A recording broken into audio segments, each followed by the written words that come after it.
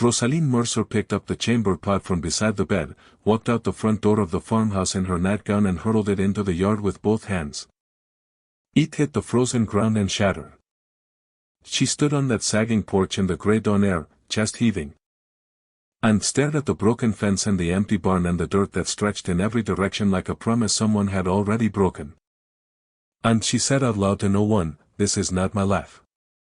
But it was every last miserable inch of it.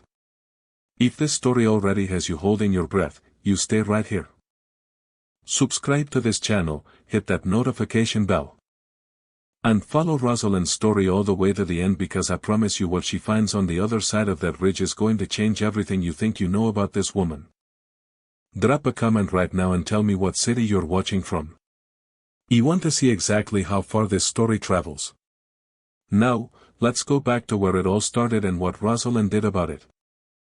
The letter had arrived on a Tuesday. Rosalind had been sitting at the table in her boarding house room when her landlady slid it under the door without knocking, the way she did with everything. Beast notice is the occasional piece of mail that found its way to a woman the world had largely stopped expecting much from. Rosalind picked it up off the floor, turned it over, and saw no return address. Used her name written in a hand that was economical and precise. Not the handwriting of a man trying to impress anyone. The handwriting of a man who wrote what he meant and stopped. She read it once. Then she read it again. A marriage proposal from a rancher in the Black Hollow territory named Wesley Hawthorne. He described himself plainly, a man with land, a man who worked it, a man who had decided he needed a wife of good character more than he needed one of good reputation. He made no promises beyond honest work and honest living. He said he had heard of her situation through a mutual acquaintance. He said he would cover every cost of the journey west.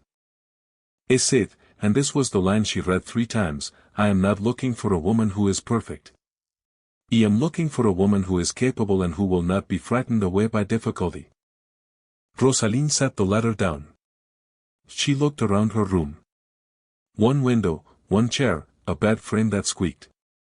Wallpaper peeling at every corner. A crack in the plaster above the door that her landlady had promised to fix 8 months ago and had not. She was 27 years old with a full soft figure that the world had spent most of her life treating as a failing and a mind sharp enough to have noticed long ago that the people loudest about her appearance were rarely worth half her attention. She had warm brown eyes and thick dark hair and a capacity for hard work that had never once been rewarded with anything resembling fairness. She had also in recent years developed a very clear understanding of what her options were. She picked up the letter and read it one more time. Then she got up, found her writing paper, and began her reply. 6 weeks later, she stepped off a train at the nearest station to Black Hollow with 1 trunk, 1 carpet bag, and the specific kind of nerve that belongs to a woman who has made a decision. She knows it's probably foolish and has decided to make it anyway because every other door has already shut. The man waiting with the wagon was not Wesley Hawthorne. Howe was old and gray-mustached and introduced himself as Earl and communicated primarily through silence. He loaded her trunk without comment and clicked his tongue at the horses, and that was the extent of their introduction. "How far is the ranch?" Rosalind asked once they'd been moving long enough that the silence felt deliberate. "Farmhouse," the Earl said. She turned to look at him. "I beg your pardon." Mr. Hawthorne calls it a farmhouse. "All right. How far is the farmhouse?" "Another hour." She faced forward and watched the land unspool around them. Flat scrub land rising toward dry hills. The sky enormous overhead. The kind of country that gave a person too much room to think. She used the hour well. She organized internally what she expected to find. A working farmhouse, modest but functional. A man who was straightforward and perhaps rough-mannered. A life that would require adjustment. What she found was different from all of that. The farmhouse that came into view at the end of that hour was barely holding itself together. The front fence was missing 1/3 of its posts. The barn roof sagged on one side as though something heavy had been set on it and never removed. The porch listed. The shutters hung crooked. The whole structure had the look of a place that had been told many times that no one was coming to help it and had started to believe it. Standing in front of it was a man who was tall, broad through the shoulders, with dark eyes that fixed on the approaching wagon and stayed there. His coat was dusty and mended at one elbow. His boots were cracked at the toe. His hat was worn low. He was not what the word rancher had assembled in Rosalind's mind on the long journey west. It looked like a man who had been arguing with the land for years and had not yet decided who was winning. He walked toward the wagon when it stopped and he took off his hat. "Miss Mercer," he said. "Wesley Hawthorne. I'm glad you made it." Imperio de Ranchos. She took his offered hand and shook it. His grip was firm and brief. "Thank you for sending someone. Oral's reliable." He glanced at her trunk. "You travel light." "I brought what I thought I'd need." He looked at her for a moment. Not the way men in town had looked at her cataloging and appraising, but the way a person looks at something they are genuinely trying to understand. Then he nodded and turned toward the house. "I'll show you inside." The inside was clean. That was the first thing she noticed, and it mattered. The floor was swept to bare wood. The dry sink was scrubbed. The few items on the shelf, a lamp, a tin cup, a Bible, a small wooden box, a photograph in a plain frame, were arranged with care. A man who lived in genuine defeat did not sweep his floors. He did not arrange his shelf. Rosalind filed that observation away without comment. "The bedroom's through there." Wesley nodded toward the left door. "I'll sleep in the barn until you've settled." "That isn't necessary." "It is," he said. No explanation. No apology, he left. She stood in the middle of that small room and did not allow herself the luxury of despair. She had spent the entire train journey deciding she would not cry when she arrived, no matter what she found. And she was a woman who honored her own decisions. She unpacked her trunk. She put water on the stove. She found the broom in the corner and swept a floor that was already swept because the movement helped her think. What she was thinking was this. The man who had written that letter was not stupid. The letter was not the letter of a stupid man or a careless one or one who had built nothing in his life worth keeping. So why did everything around her look like nothing had been built at all? She did not have an answer yet.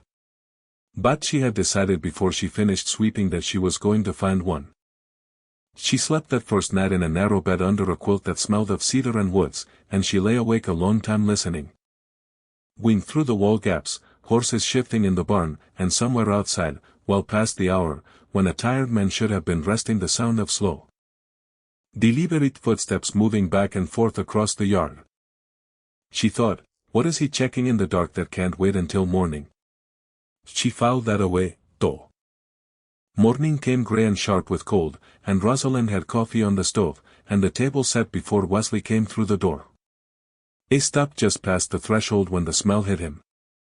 And for one unguarded moment, his expression did something she hadn't seen yet. Something open and briefly surprised, as though he had prepared himself for many possibilities. And this particular one had not made the list. You didn't have to do that, he said. No. She set a cup on the table. Sit down, Imperio de Ranchos. I'd like to know what needs doing today. He sat. He wrapped both hands around the cup and looked at her across the narrow table with those measuring eyes. You're not what I expected, he said. You're the second person to say something like that to me in the last 12 hours, Rosalind said. What did you expect? Someone more easily discouraged. Ebe had considerable practice at not being discouraged. She sat across from him and folded her hands on the table. Imperio de Ranchos, I want to be useful here. I don't know what I've come to yet, but I am capable of learning fast, and I am not going to pretend I don't notice things. So, I'd rather we speak plainly from the beginning. He looked at her steadily over the cup. What things have you noticed? Your horses are in better condition than your fences. He said, nothing. Your floor was swept before I swept it. Your shelf is ordered. Your rifle by the door is clean and maintained. A man who owns nothing worth protecting does not maintain his rifle that carefully. A long silence. Then what else? You walked the perimeter of this property last night for 2 hours in the dark. He could hear you from the bedroom. She held his gaze. That's not the behavior of a man who owns nothing. That's the behavior of a man who owns something he's afraid someone is going to take. Wesley Hawthorne sat down his cup. He looked at her with an expression she would learn to recognize over the coming weeks. Not surprise exactly, but a recalibration. The look of a man adjusting his estimation of a situation he thought he had already measured correctly. You're right, he said, on all of it. Then I'd like to understand what I've actually come to when you're ready to tell me. He picked his cup back up. Not yet, he said, but soon. It was not the answer she wanted. But it was an honest one, and she had learned long ago that an honest, incomplete answer was worth more than a complete, comfortable lie. She nodded once and asked him about the fence that needed posts, and he told her, and they talked about work until the coffee was gone, and that was how their marriage began. The town of Black Hollow introduced itself to Rosalind the following Saturday. She had asked to go in with Wesley for supplies because she wanted to see what they were dealing with what the social landscape looked like, who the significant people were. How Wesley moved among them. She understood instinctively that a town told you everything you needed to know about a person if you watched how it reacted to them. What Black Hole showed her was deliberate cruelty, wearing the costume of amusement. The eyes came first before the wagon had fully stopped, faces turning on the wooden sidewalks. Conversations pausing, the particular stillness of a community that has a shared understanding about someone and is pleased to have an audience for its display of that understanding.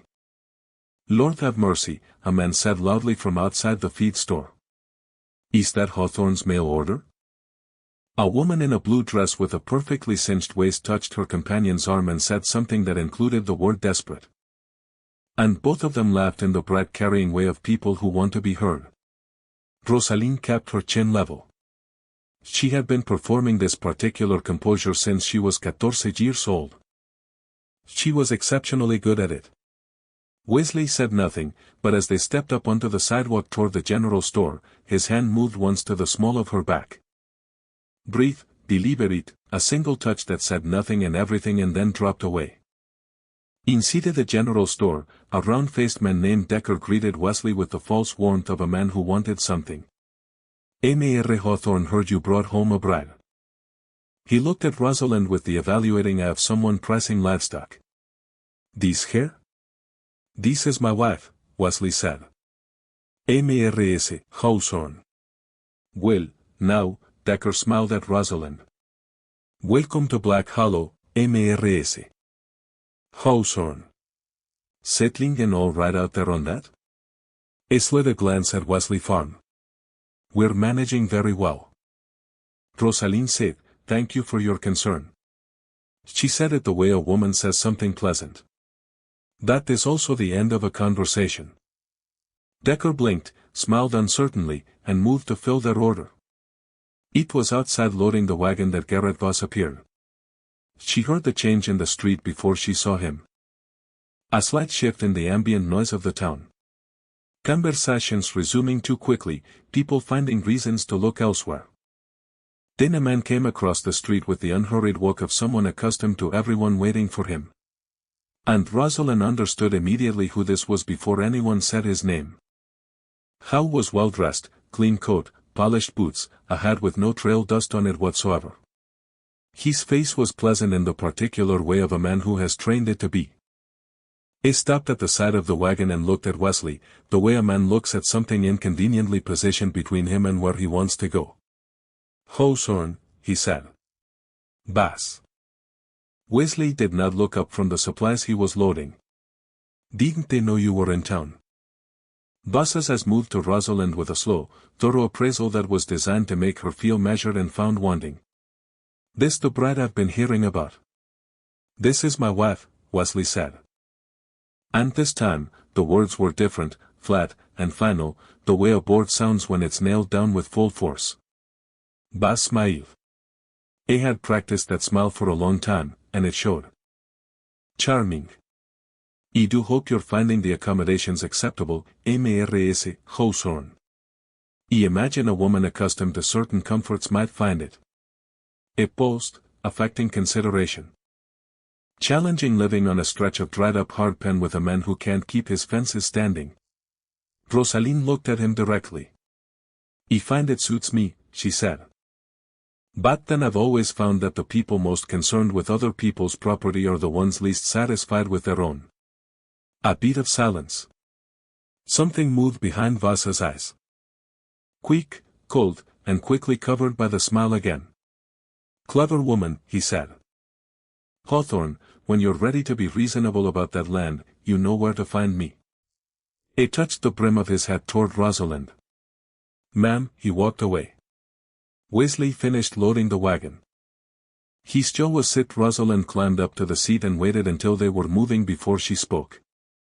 He's been trying to buy your land, she said. It wasn't a question. 6 years and he hasn't managed it. No. She watched the town fall away behind them. What is it about that land, Wesley? What does he actually want? Wesley's hands tightened once on the rest. More than he knows how to name, he said.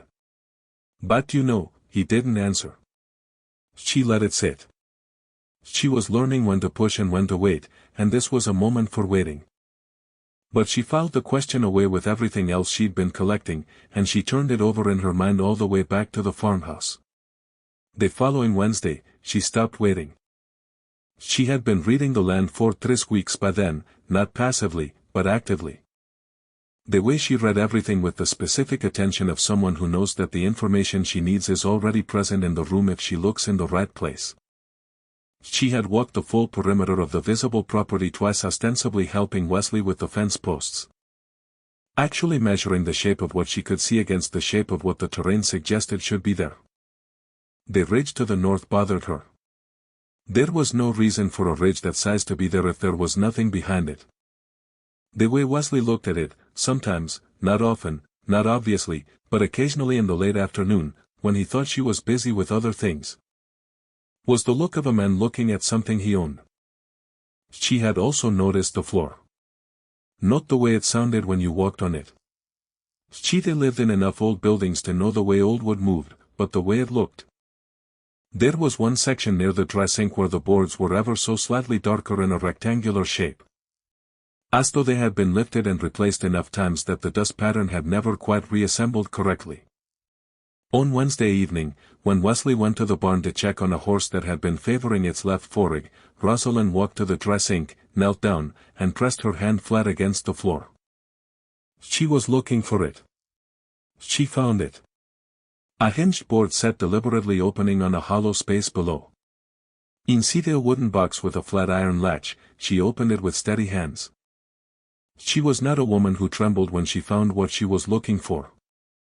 And inside were maps, detailed, precise, methodical maps drawn on heavy paper that had been kept dry and protected for years.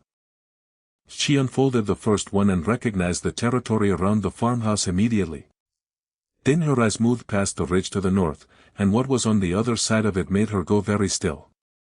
A valley, vast, sheltered, hidden from any approach by the ridge itself, marked across it in careful notation, water sources, mineral deposits, timber stands, grazing capacity, assessments. And hundreds of acres of property boundary lines drawn with the precision of someone who had surveyed every inch personally. I love it marked in the same economical handwriting as her letter with a single name. Wesley Hawthorne. She was still kneeling on the floor when the porch steps creaked. She folded the maps, replaced them in the box, closed the lid, reset the board, stood. She was at the dry sink with her hands braced on its edge. When Wesley opened the door, he stopped. He read the room the way a man reads a room when he has spent years being careful quickly completely. His eyes moved from her face to the floor near the dry sink back to her face. Neither of them spoke for a long moment. Then Rosalind turned to face him. How much land do you own? She asked, his jaw moved. More than it looks like. Those maps show hundreds of acres past that ridge. She held his eyes. Wesley, I need you to explain this to me. Not because I'm going to run and not because I'm frightened. Because I am your wife and I have been paying attention since I arrived and I am done waiting for you to decide I'm trustworthy enough to be told the truth. Something in him shifted, not broke. Wesley Hawthorne was not a man who broke, but released. Like a fist that had been clenched so long, the opening of it was its own kind of effort. He walked to the table. He sat down. He looked at his hands. My father found this land 20 years ago, he said. Before anyone else was looking in this direction, he surveyed it himself, filed the claims himself, and built what's behind that ridge over 15 years. He paused. When he died, he left it to me. Every acre of it. And Baz wants it. Baz has been trying to take it since before my father was in the ground. Lawyers first, then bribes.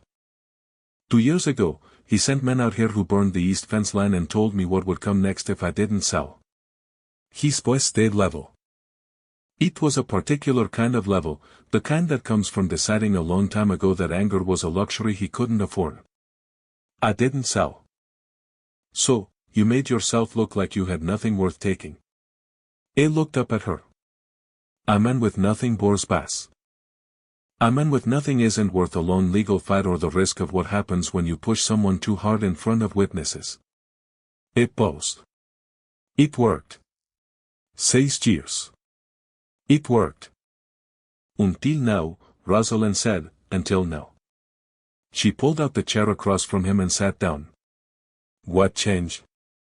He held her gaze. He brought you here. She was quiet for a moment. Explain that a man who has nothing doesn't send for a wife. A man who plans to hold something, build it, protect it, pass it on. He sends for a woman he can trust. His voice was steady. Baz noticed. He's been watching since the day you arrived. I've seen his men on the ridge twice in the past 2 weeks. You've been watching them watch us? Yes. Rosalind absorbed this. Outside, the wind moved through the gaps in the walls. The lamp on the table threw their shadows long against the floor. You chose me, she said, working it through aloud. Because you needed someone who would come for the right reasons. He chose you because the person who wrote to me about you said you were the most capable woman they'd known and the most consistently underestimated. He paused. You understand what it is to be underestimated. eBay used it to my advantage for 6 years. She looked at her husband across the narrow table in the small spare room, and she thought about every assumption she had made since the letter arrived. The poor farmer, the modest life, the last door standing open, and she began to understand that she had not walked into a diminished life. She had walked into the center of something that had been in motion for 20 years, something that was now, for the first time, reaching a point of open confrontation. Wesley, she said. Yes. Whatever Voss decides to do next. You want to know about it before it happens, not after. You want to be part of how you handle it. Not managed, not protected from it. She held his gaze without flinching. He did not come all this way to stand behind you. He came to stand beside you. He looked at her for a long moment.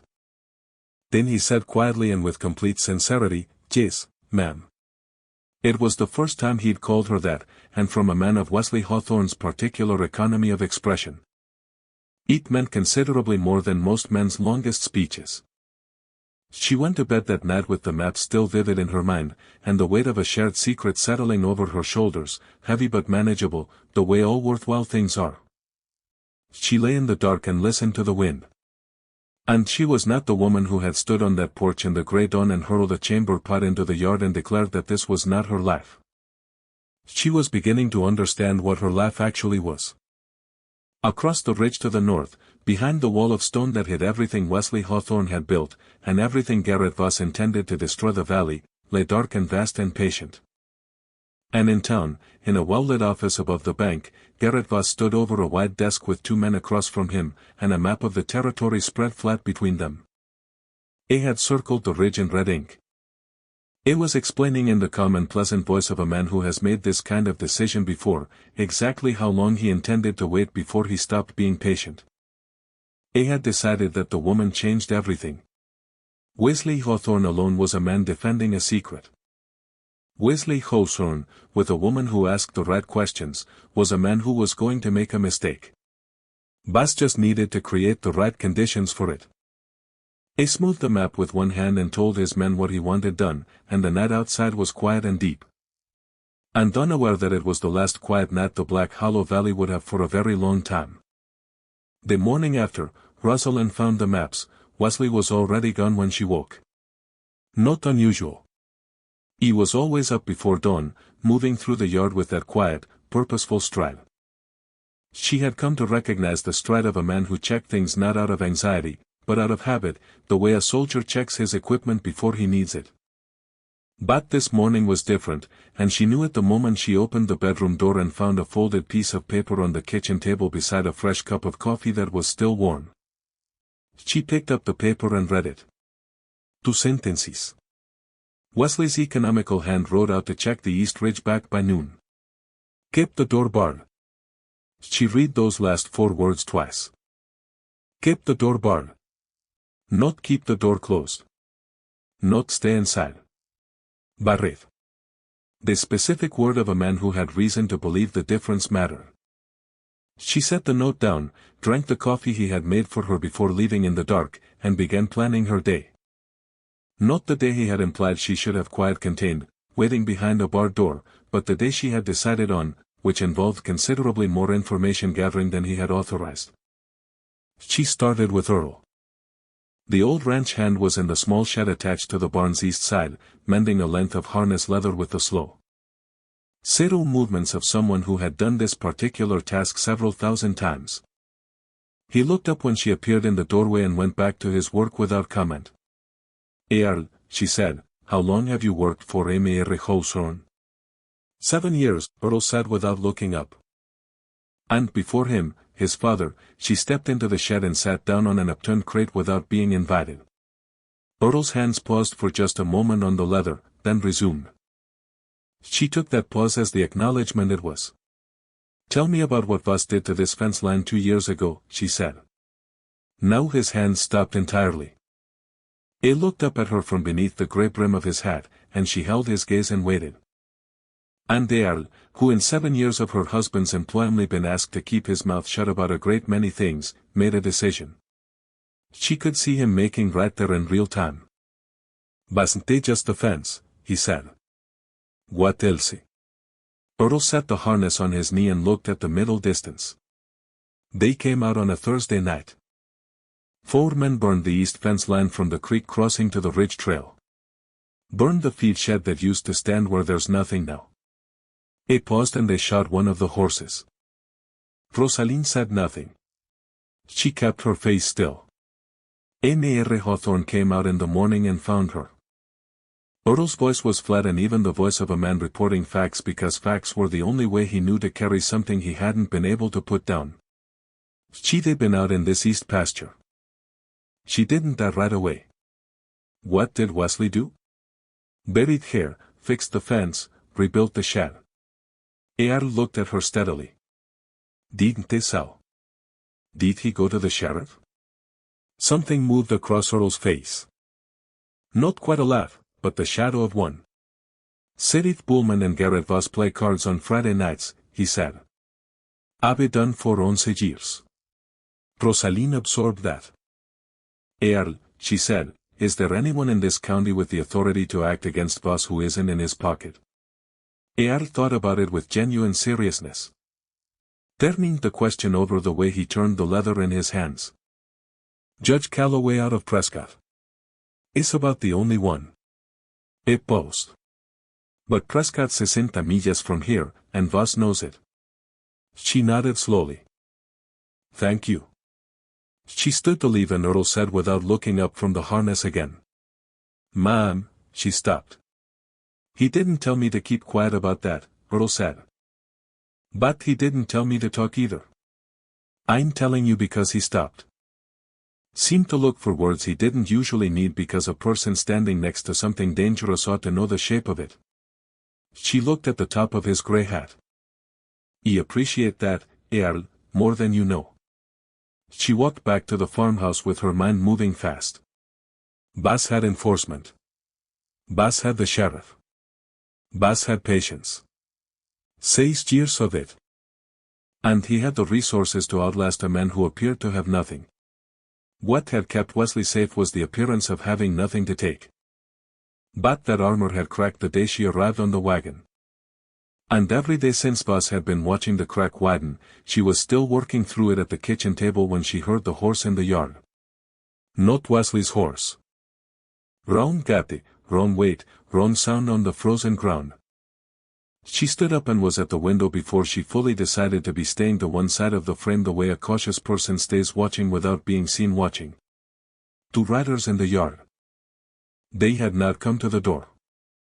They were sitting on their horses near the fence line, not doing anything, just looking at the house with the particular patience of men who were being paid to look.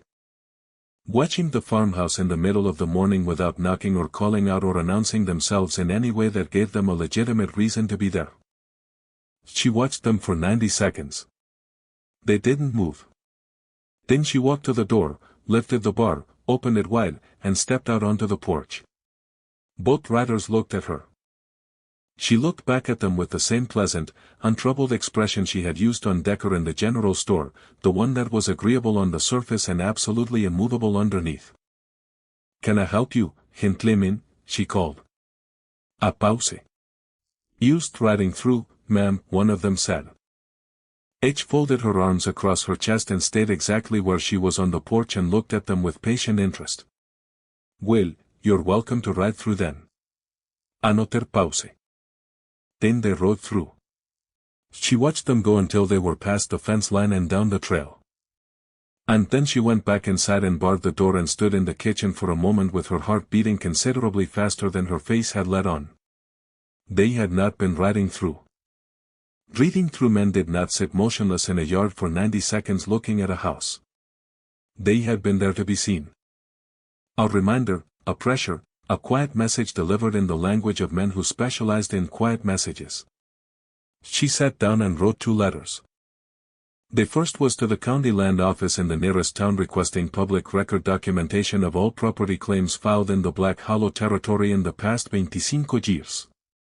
The second was to a name she had found in the margin of one of Wesley's maps written in smaller script beneath a property boundary notation. A surveyor named H. Galt with an address in a town 40 millas east. She didn't know yet what H. Galt knew or whether he was still operating. But the surveyor whose name was written in Wesley's handwriting on a map of land worth fighting over was a person worth writing to. She sealed both letters, put them in her coat pocket, and was folding the coat over her arm when Wesley came through the door at 11. I read her face the moment he walked in the same way he had read the room the night she found the maps. "What happened?" He said 2 of Vass's men in the yard this morning sitting their horses and watching the house. "He's just it, did they?" "They didn't approach. He went out onto the porch and they left." She set the coat on the chair and looked at him. He also spoke to Earl about the fence line and the horse. It was very still. "I'm not angry that you didn't tell me," she said. "I understand why you didn't, but Wesley, I need to understand what we're actually dealing with. And I need you to stop making those decisions for me." He took off his hat and set it on the hook and stood there for a moment with his back to her. She waited. When he turned around, his expression was the kind that arrives after a man has argued with himself and conceded. "What do you want to know?" he said. "Everything." He sat down. And for the first time since she had arrived in Black Hollow, Wesley Hawthorne told her everything. It took those hours. He talked the way he did everything methodically without embellishment in the flat. Steady voice that she had initially mistaken for coldness and now understood was simply how truth sounded in his mouth. He told her about his father's original survey conducted alone on horseback over Cuatro Montes in 1861. Mapping a valley that the railroad men had dismissed as inaccessible and the cattle barons hadn't yet noticed. He told her about the water, 3 separate spring-fed streams that ran year-round, which in that country was worth more than gold and considerably harder to come by. It told her about the mineral deposits his father had identified in the eastern ridge, silver-bearing or not extensively surveyed but enough to have been noted in the land office records if anyone was looking at the right documents. Bas is looking at the right documents. Rosalind said yes. Has he filed any competing claims? To both challenged and both dismissed because my father's original filing was airtight. A pause. But dismissed claims can be refiled, especially when a judge can be persuaded to reinterpret the boundary language. Serith Beaumont and Garrett Voss play cards on Friday nights, she said. Earl told me. Wesley's eyes sharpened.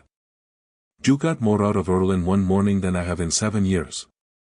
Earl talks to people who ask him direct questions. She folded her hands on the table. Who is that child? A silence. Where did you hear that name? Your handwriting.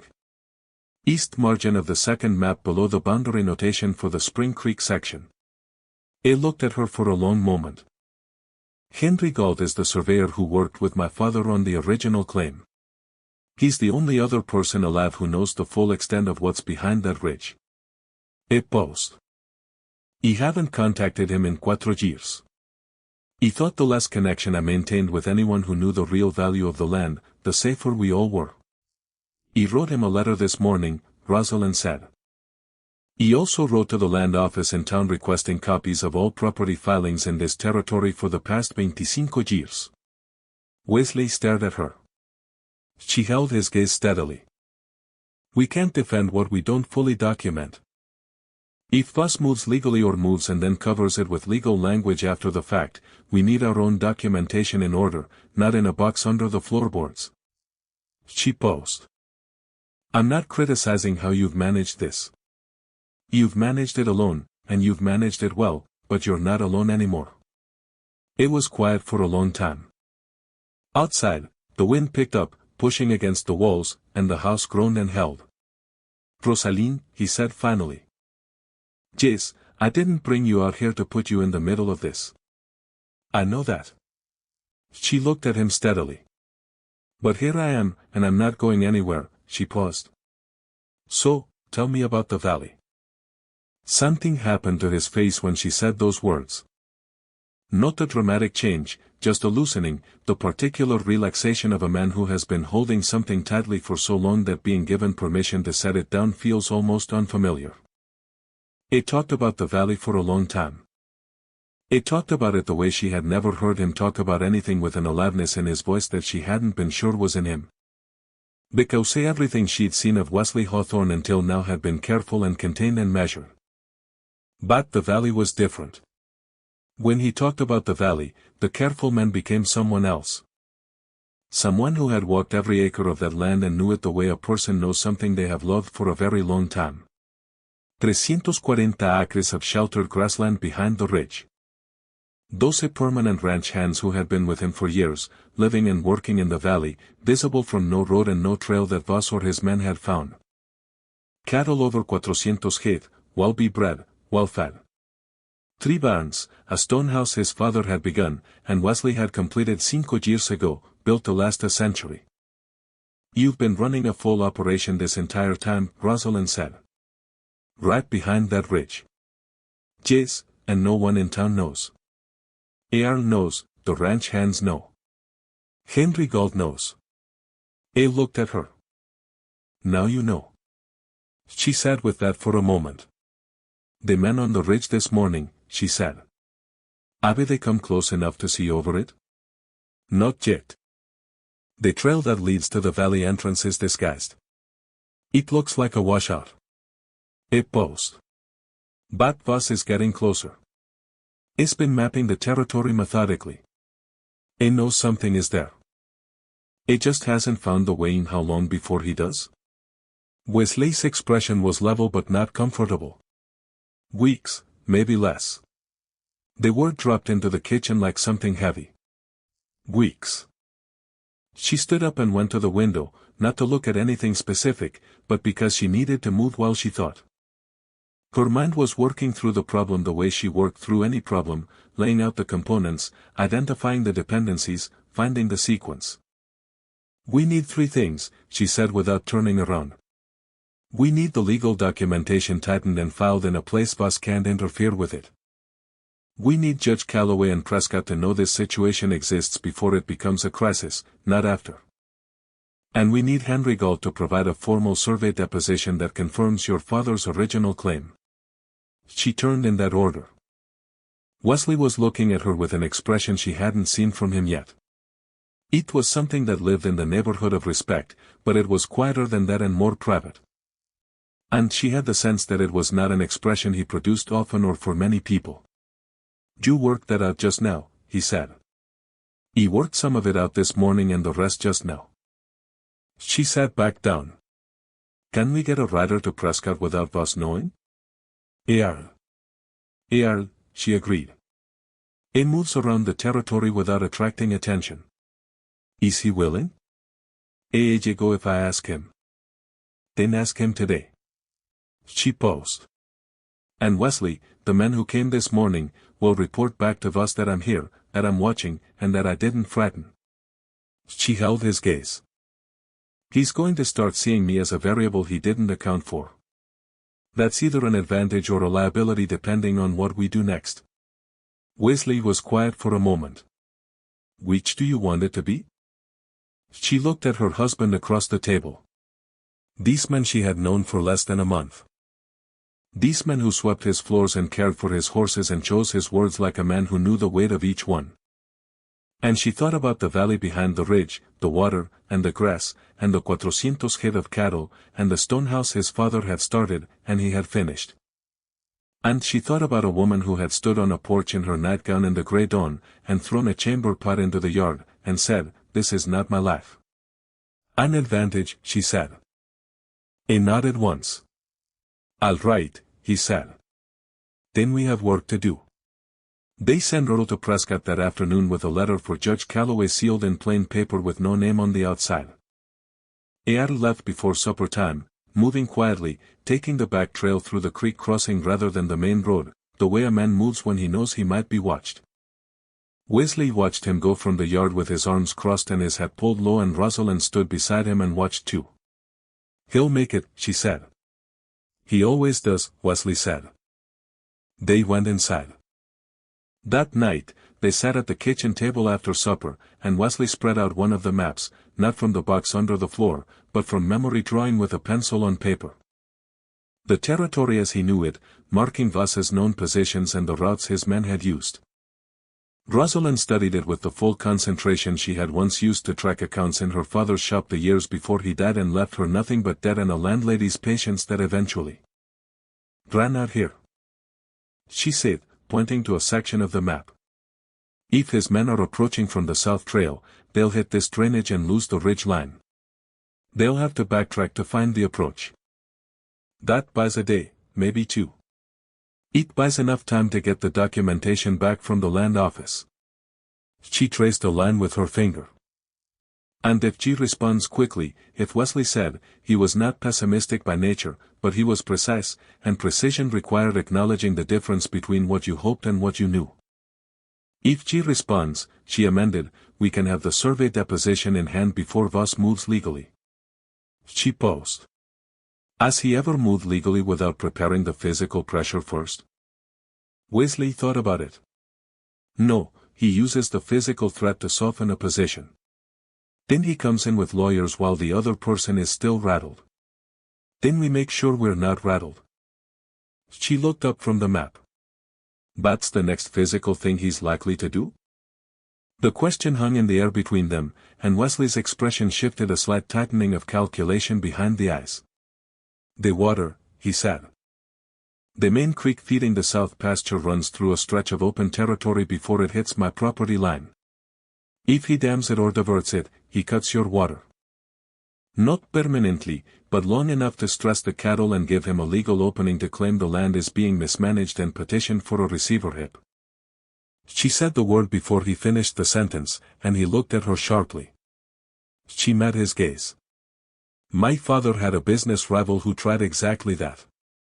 Used the water dispute as a pretext for a receivership filing. It's slow enough to look legitimate and fast enough to cause real damage before it's overturned. Wesley stared at her. Your father was in business. My father was in business, and my father also lost a legal fight because he didn't know what was coming until it had already arrived. She folded her hands on the table. I am not my father. A silence. The lamp between them threw its light in a warm circle, and outside the wind had come up again, restless against the walls, and the house pushed back against it the way it always did. No, Wesley said quietly. You are not. She looked at him. He looked at her. It was a moment that didn't need anything added to it, and they were both the kind of people who understood that, and so nothing was added. We check the creek line tomorrow, she said. Before it down, he said. Before it down, she agreed. She was at the bedroom door when he said her name. She turned. I was still at the table, the pencil-drawn map in front of him, his hands flat on either side of it, looking at her with that expression, the private one, the one she was beginning to understand. Was reserved for things he considered worth trusting. I'm glad you wrote back, he said. She looked at him for a moment. So am I, she said. She went to bed. Before the dawn came, 3 things happened. The first was that Earl, 40 millas east on the Prescott Road, stopped his horse at a creek crossing in the dark and listened for a full minute before crossing. Because something in the terrain sounded wrong, and Earl, who had been moving carefully through this territory for years, trusted that kind of instinct absolutely. He crossed downstream instead where the bank was thick with brush, and he picked up the road again a quarter-mile east of the crossing, and he never saw the 2 men who were watching the road from the cotton woods above the original crossing point. The second thing was that a letter arrived in the night post at the farmhouse, not delivered by any regular means but left folded on the porch under a stone and found by Rosalind when she opened the door before dawn to check the yard. It had no signature. It had 6 words. He knows about the valley. Leave now. She stood on the porch in the cold dark with that paper in her hands and felt the situation shift under her feet. The way ground shifts before it gives way. Then she went back inside and woke Wesley. He read it twice. His face was absolutely still. Who sent it? She asked. I don't know. He turned the paper over. Nothing on the back. Someone who knows what Voss knows. Someone who wanted us warned. Someone on Voss's side who isn't entirely on Voss's side, Rosalind said. Wesley looked at her. Or someone who's been watching this situation long enough to have a stake in how it ends. She thought about Decker in the general store, his false warmth, and his knowing sideways glances. She thought about the woman in the blue dress on the sidewalk and her expensive contempt. She thought about the specific quality of the silence in Black Hollow. Whenever Garrett Voss's name was mentioned, not comfortable silence, not the silence of people who were satisfied with their arrangement. But the silence of people who were accustomed to swallowing things. Someone in town, she said. Someone who can't act openly but can drop a piece of paper on a porch in the dark. Jace, can you identify who? He thought about it with genuine care. Maybe, but not quickly. We don't have time to identify them. She folded the note and put it in her pocket. We need to act on what it tells us. She looked at him directly. He knows about the valley, which means the camouflage is done, which means we've lost the advantage of looking like we have nothing. She paused. Wesley, if Voss moves on the valley directly, the ranch hands can hold it. His voice was level, but had a new edge to it. Not panique, not even urgency, but the precision of a man who has just recalculated a timeline. There are 12 of them. They rearmed. They know the terrain. They've never been in a direct confrontation with Voss's men. No. And vos me nabe. Yes. She looked at him. He looked at her. We need to get to the valley, she said. Today. Wesley had already picked up his coat. The third thing that happened before dawn was that in Garrett Voss's well-lit office above the bank, a man in a clean coat spread a new map across the desk. Not a map of the whole territory, but a detailed rendering of the ridge trail and the valley behind it drawn with the precision of someone who had been there. Bas looked at it for a long time. He looked at the water sources, the pasture acreage, the location of the stone house. Then he looked up at the man who had brought it and said in his pleasant and practiced voice, "When, tomorrow night," the man said, while the husband's occupied with the creek line. Bas smoothed the map with one hand. "Good," he said. "And the woman?" The man hesitated. "She's not what we expected," he said carefully.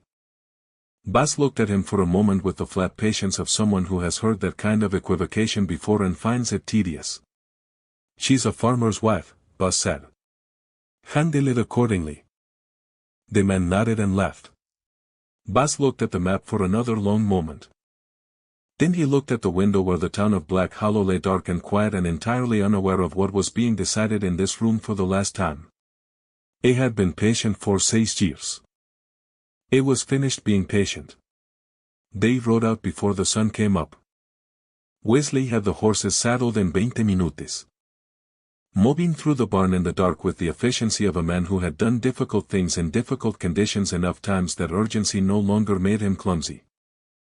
Rosalind was dressed and ready when he came to the door, her coat buttoned, her hair pinned back, the folded anonymous note still in her pocket like a coal that hadn't cooled. She had not asked him whether she was coming. He had not suggested she stay behind. That, she thought, was its own kind of progress. The trail to the valley entrance was nothing like what she had imagined from the maps. Maps showed distance and direction and the shape of terrain, but they didn't show the particular quality of a path that had been deliberately made to look like. It led nowhere. The way the brush had been encouraged to grow across the opening. The way the ground had been worn in a false direction, first before turning sharply left behind a shelf of rock that you would never notice unless you already knew it was there. Wesley navigated it without hesitation, without a lantern in the last full dark before dawn, and she followed close behind him and said nothing and paid attention to everything. When they came through the rock shelf and the trail opened out, Rosalind stopped her horse. She had known intellectually what was behind the ridge. She had read the maps. She had heard Wesley describe it. She had built a picture in her mind from those components, and she had thought the picture was adequate. It was not adequate. The valley stretched out in the grey pre-dawn light, with the particular grandeur of something that has been left alone long enough to become fully itself. The grass was dark and thick.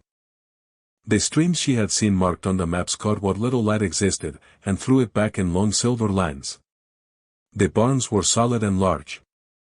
The cattle were shapes in the distance, moving with the slow purpose of animals that had never been stressed or starved. And at the center of it, built from the same stone as the ridge itself, was a house that looked like it had grown there. "Wesley," she said. Her voice came out quieter than she intended. "I know," he said. He had heard something in her voice that she hadn't been fully aware of putting there. "You built this, my father started it." It was looking at the valley with the expression she had seen before, the private alive one. "He finished it." She looked at her husband in the grey dawn light and thought about the man the town of Black Hollow had spent 6 years laughing at, the poor farmer with the cracked boots and the sagging barn. And she thought about what it took to hold something this enormous in secret for that long, and what it cost, and why a person would pay